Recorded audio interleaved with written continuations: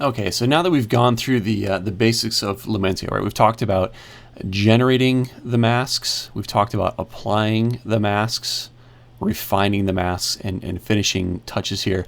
Let's just go through a quick demo from start to finish here, just kind of one image. So this is an image of a slot canyon from Arizona near Page. This is pretty much the raw straight out of the camera. I don't think I made any adjustments whatsoever to it. So it's not a bad image to start, but for me, it's really all about this this rock in the front here. And the way I think about photos is I like to enhance the subject and diminish things that may compete for attention with it. So in this image, there's a lot of bright stuff in the top left here. It's different colors, bright stuff over here and here. So I'd like to enhance this and perhaps darken and diminish the stuff around it in this particular image. So let's just start by trying to knock down some of the top here. So I haven't retouched this before, so I'm just really kind of going through this live. So let's start by trying to find a selection that'll get these rocks. And right off the bat, the Lights 3 is pretty good. Lights 4 is probably a little too selective. It's going to just take care of the highlights and leave some gaps here in things I want to retouch. Lights 2 is not bad, but it's going to blend over because I can see a lot of this structure here. So if I use Lights 2, it may work, but I'd have to isolate it to the top left, and I'd really struggle, I think, with defining the difference between here and here. I could paint on the mask to change it, but I really think Lights 3 is going to be the best choice here. So let's start with that, and I want to load it as a curve to make the adjustments here. And the way I like to work with curves a lot of times is this targeted adjustment tool. I'll just click on that, and it's going to let me go right to the tone I want to adjust. So let's take one of the brighter tones that we want to knock down here, and you can see it corresponds to this spike. And you'll notice this histogram doesn't really look like the image below. What it's telling you is the tones that are impacted by this mask. And one quirk about this is it's telling you the tones that are more than 50% grayscale. So if I have a dark or mid-tone mask, this histogram is not going to be very helpful because it's only really going to kind of tell you something about the highlights or the brighter midtones. But it is helpful because we can see with these spikes here, there's kind of two bright bands.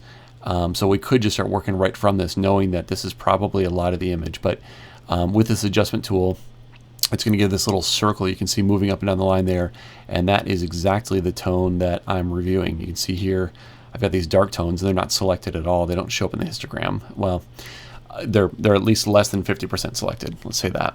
So let's go and grab this, and if you just simply click and hold, you get this little pointy finger here. It's called a scrubby slider, and if you pull down, you'll see the curve is starting to adjust as I pull down. So I can sit here and directly manipulate these tones on the image, making them brighter and darker as I see fit. So I'm going to bring them down. I kind of like where that is right about there. And so let's look at what we've done. We have gone from here to here, and it is impacting the rock a little bit here. I can see the tones change a little bit. And if we look at the mask, sure enough, we can see some tones here. So a couple ways we could address that. We could load up a paintbrush, and we could load it with black paint. I'm just going to use the black paint and start to paint this out, right? So we know that the mask is not going to work on that portion I just blacked out, and if we load this back up and look at the before and after, we can see that this is changing and this is not with that. So that's one way of doing it, and sometimes a really good way of adjusting it. But in this case, the way I like to think about it is this stuff is physically removed from the stuff I really care about. So what I can do is just select the things I want and include them, or select the things I don't want and exclude them with a group mask. And that's what I'm going to do here. So I'm going to grab my Wacom pen, which if you don't have a Wacom tablet, I strongly recommend one. I think they're just really helpful. So I like to draw my selection when I'm looking at the mask. It just makes it very easy to figure out what I need to change in the mask. So going to try and roughly draw a selection around this stuff, and now I just need to do a group. I'm going to hold Alt, which is going to select everything outside the selection when I hit group. If I just group it it's going to select what's inside. If I Alt click it, it'll select everything that's outside.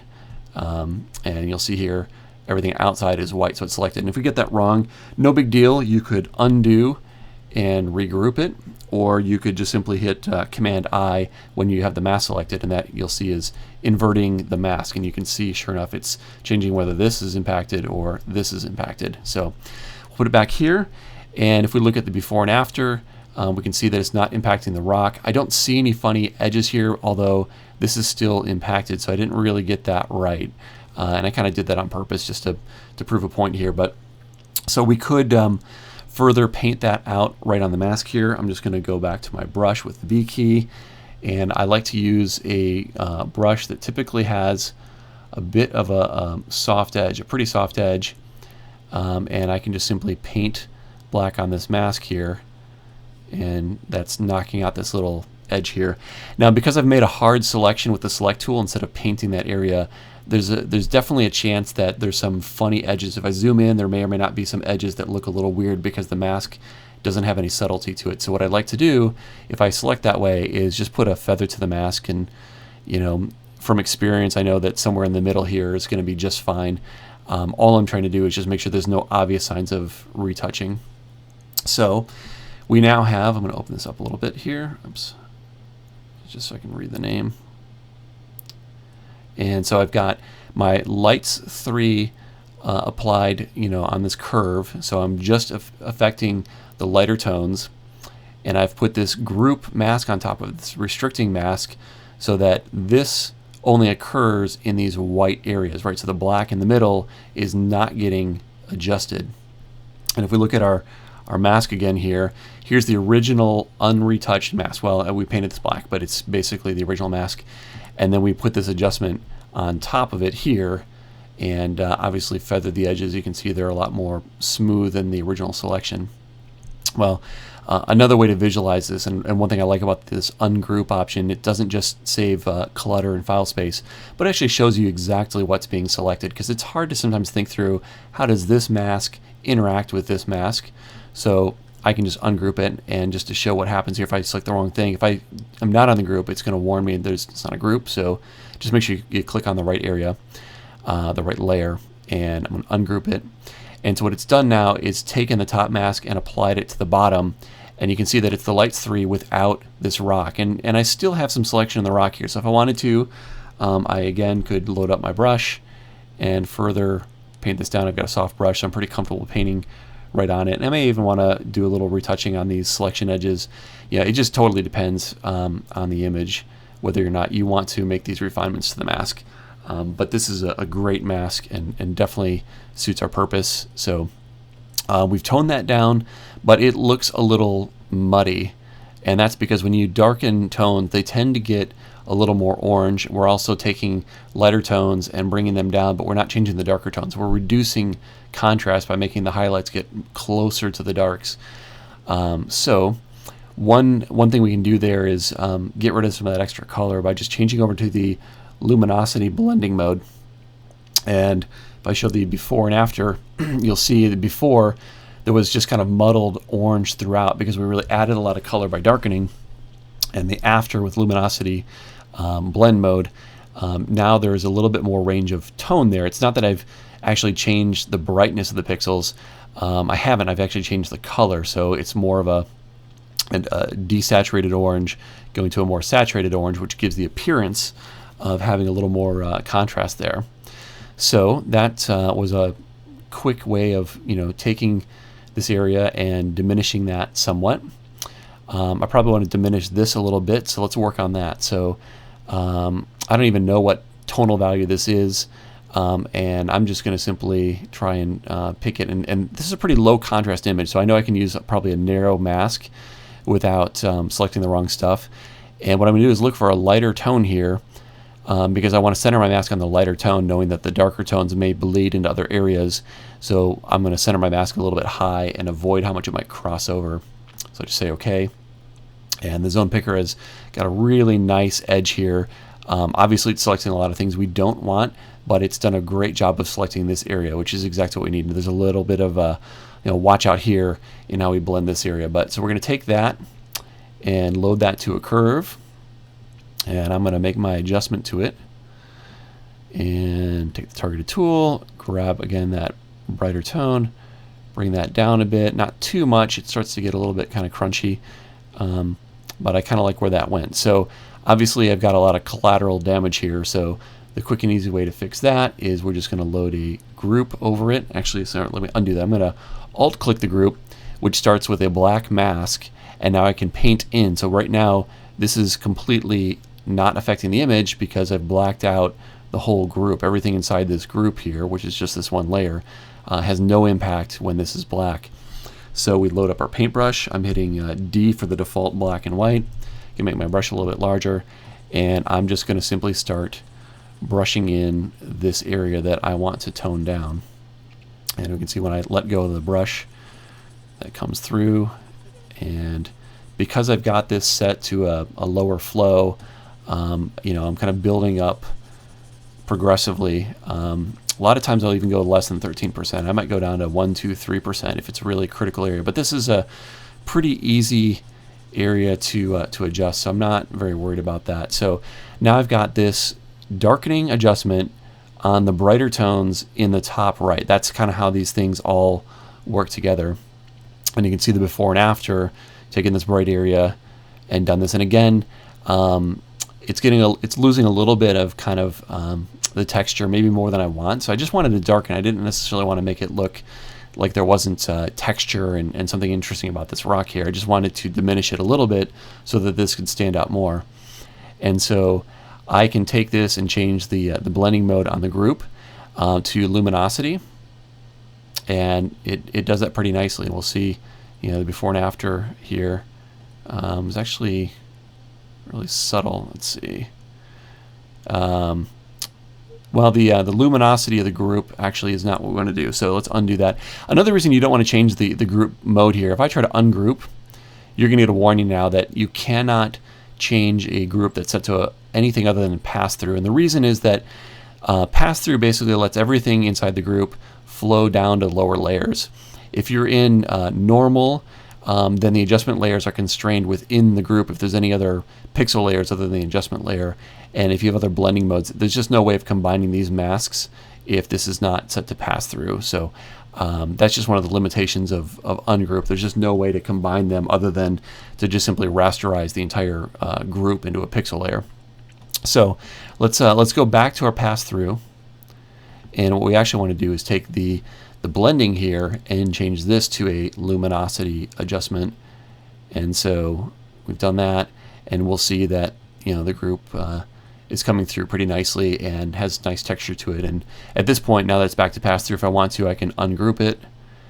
And so now we can see that worked successfully, and we've got a really nice selection of the top right with a little bit of adjustment to this edge. So that's maybe a watch out. So let's take a look, and you know, I can see a little change there. It's pretty subtle. If I wanted to really get this perfect, I might work on that, but I think it looks just fine. I'm not too worried about that. This is the area that I think is most interesting, so that's what I want to work on next. So this range of tones here, I'm just going to change to the move tool just to have a pointer. From these brighter tones down to the darker tones, that's a bigger range. Probably too much for a single zone. Might be something we capture with a wide zone or one of these other masks. I could try the offset midtones. This is really not selecting this too much. This is getting those midtones and a lot of things around it. I can try this zone mask here. It's really hitting the highlights, not getting the shadows. And here's a more broad mask. This is really getting this area here. And what I want to do here is not do anything to push my highlights too much. And not darken my shadows. I just want to boost contrast, and this is the mask I want. So it's selecting this area really nicely with kind of a protection for the shadows. So let's load this up. In this case, again, I'm going to do another curve. I use the curves quite a lot, as you see here. And I'll just draw a simple S-curve. Just looking at this histogram, I know that my tones kind of start here, the end kind of here. I probably want to set this over to a luminosity blend mode, and that looks really nice. It's just added nice visual appeal to that area. And again, I've now kind of hit some other areas, so I may want to diminish how much that happens. So I'm going to draw a lasso around the area that I want to change. And this can be a pretty crude selection depending. In this case, I'm going to let things kind of blend through. So I'm going to group. And so now it's just in this middle area, and I want to feather this mask a fair bit because my selection was really rough.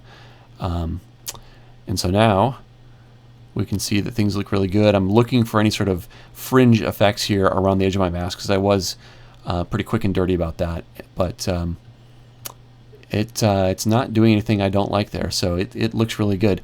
So let's just kind of take a look at where we've gone. Right, we started from this original image, and we've gotten to here where we've boosted this, kind of diminished some of this background here. And I like that, but I really want to punch this up even more here. So let's take a look at how we might select some of this and bring up more of this area. So that's too wide on my wide zone. I'm actually going to use the wide zone picker and click on this tone, and so now I've got a mask that's centered around that. And obviously it's not getting these tones next to it too much. Let's try that one more time. So I'll click on this, and I'll hit something that's kind of in the middle of these two tones and see if I can't get both in that mask. So that's pretty good. I kind of like where this is going to go. We'll see how it plays out. If we get it wrong, we can swap it later. But I want to do a little bit more of a curves adjustment here, and just bring up a little bit more kind of punch and vibrance to this area.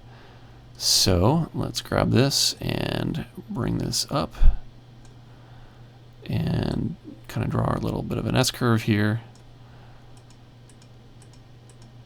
And that, I think, looks pretty good, but you can see as it's gotten lighter, it's washing out the color, and I don't want to do that. I like this red color. So again, I'm going to switch this back to a luminosity blend mode. Keeps it a little bit more kind of real there.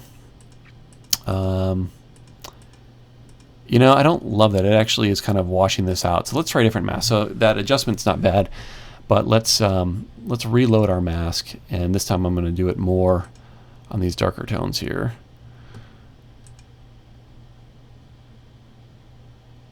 So now it's masking these tones. I've got my adjustment layer selected, so I can just say remask, and it's going to take the new mask we created and drop it onto that adjustment layer. So we've moved from that original adjustment a couple of steps ago to this new one, and now it's doing more to kind of lighten this area, which I kind of like the balance it's bringing to it, but overall I don't have as much contrast as I want.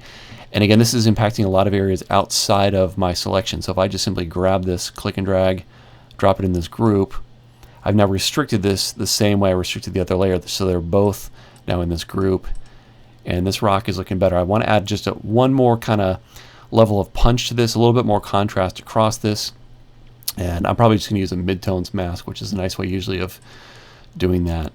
So this midtones mask is selecting a lot of the image. I may want to go, let's see here, it's pretty well in the middle. Let's go with this, and if we get the wrong one, we'll make another adjustment. So I'm gonna click down here and drop in another curve.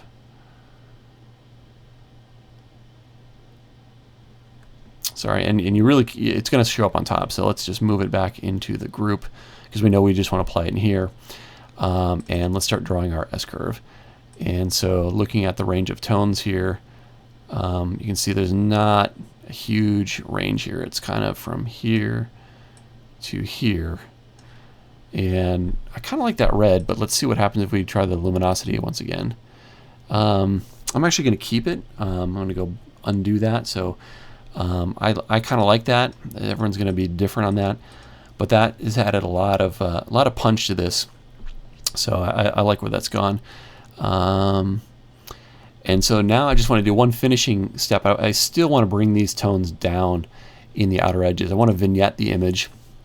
And so grab the pen again and switch over to the lasso tool by hitting L. You could pick whatever tool you want up here. You can do these different selections. I'm just using the lasso tool, which again is just the L key.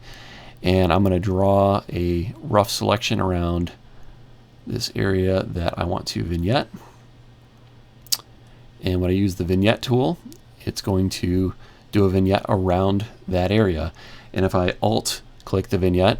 I'm going to get an inverted vignette. It's going to bring up the tones in the center here. So let's let's get rid of the selection now that we've got this, and just take a look at what we've done here with the vignette. So we brought this down, but these areas did not get vignetted because the mask is not fully selected there. So I'm going to actually brush that back in. I want to make a little correction to the mask. Just keep in mind that when I'm brushing here, this is a feathered mask. So whatever I brush, even if I use a hard brush, it'll show up as feathered here because underneath this all is this feathered mask, right? So here's the rough selection. You can, well, in fact, let's actually, this was at 400. Let's adjust this here, get this looking pretty decent. So I've got a black paintbrush, and I'm just going to get rid of these, obviously, these edges we don't want here. Tighten it up a little bit. Again, it's highly feathered. I don't have to be uber precise here. Depending on the image, you may have to be more accurate in what you're doing, but this is probably going to work just fine for us. So let's bring that feathering back up to kind of where it was. And I can see it's still bleeding over because the feather is allowing the mask to get to these tones. So at this point, we could do a couple things. We could put a group mask on this, above this, and knock down the feather in that area. We could put a luminosity mask to exclude the tones and restrict that. I could go and black out more of this area here, knowing that whatever's white here is feathering out here. So let's try that first and just see, because I really don't need to vignette this edge. So if I do this, let's see if that gets us what we want, kind of before and after. It's pretty good. I don't actually mind a little bit of this halo there. I think it actually adds a little interest. I'm going to leave that, but if I wanted to, I could do this group mask and just simply black out this area. Definitely want to use a soft brush here. Make sure it's not going to be obviously changed there. So now I'm not vignetting this area down actually. So let's get rid of that. So I'm going to Command Option Z to go back a step, go back another couple of steps to get rid of that. So actually, I was thinking about this the wrong way. I actually want to add the vignette here. So let's switch to white paint, and we're going to paint the vignette in to take that down. So sorry about my backwards logic there. And that's just the way it is. Sometimes you're working and you work kind of quickly, and you may forget a couple things, and just go ahead and undo it. You can always go back in the history here, and we can see where we've been and quickly step back wherever we need to. So that looks pretty good. It's still a little light here, so let's go ahead and let's black it out here on the mask a little bit more. I'm sorry, white it in. We're gonna bring in that vignette a bit around these edges here, and so that's pretty nice. I like that vignette a lot. And here's our interior blending on the bright side. So this is a brightening vignette that I created by alt-clicking vignette. So it's doing a lightening curve through a luminosity on this. So it's lightening this interior with the same selection, just inverted between the two, or at least it was originally inverted before we painted on it. And I like what it's adding, but it's too much. So I could either go and adjust this curve the way I want, and especially if you want to be kind of specific to your tones, that's a good option. But something that's just quicker and easier, if I just want to change the amount, I'll just change the opacity. So I'm going to bring this down quite a bit here. Oops. Let's see if we can get that right there. So about 10% versus we started at 30. So I like that that's adding a little punch. Maybe even take it down just a little bit more. I don't want it to be too much, but just a little bit of something there. All right, so I like this image. We're gonna stop right here, and let's just take a look at what we've done. So we had the original photo, and then we darkened down the top left a bit, and we darkened down this area to the right a bit using a couple of different masks. There were lights 3 and using a zone 5. And keep in mind, whether you use the picker or you just picked a zone, it's going to say zone 5. It's just kind of telling you where you are roughly.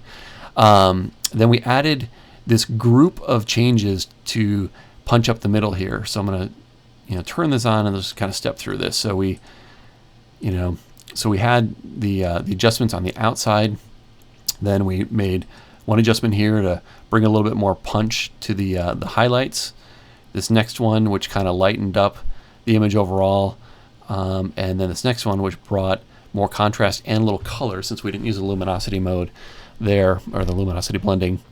And then we added our vignette to darken the edges and lighten up the middle. So the overall change, we've gone from here to here. And if I wasn't walking through those steps, that was, just a few minutes to make a pretty dramatic improvement of the image. It has a lot more punch. It really draws your eyes to this image. Probably not my best composition. It really is pretty centered. I might have shot this a little differently had I gone back and tried to get more of what's on the right and less of what's on the left. But it definitely shows how you can make some pretty powerful images, or pretty powerful changes to an image that started off pretty decent with these luminosity masks very quickly.